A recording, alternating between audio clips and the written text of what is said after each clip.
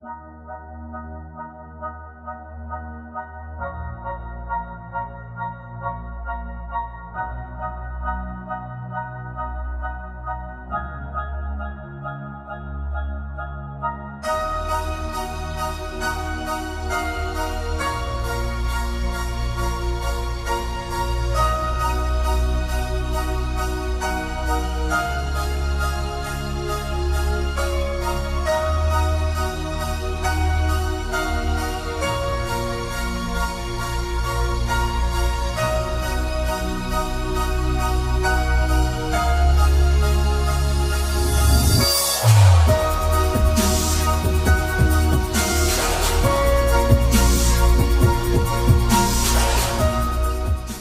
वालेकुम। वालेकुम सलाम। आपको बोलो कश्मीर की नशरियात कैसी लगी हैं? मैं इरफान सदीक उमर BBC की तरफ से बोलो कश्मीर न्यूज़ को नशरियात में इंकास करने पर दिल की अथाह गहराई से मुबारकबाद पेश करता हूँ और आप कश्मीर खुल के बोलेगा।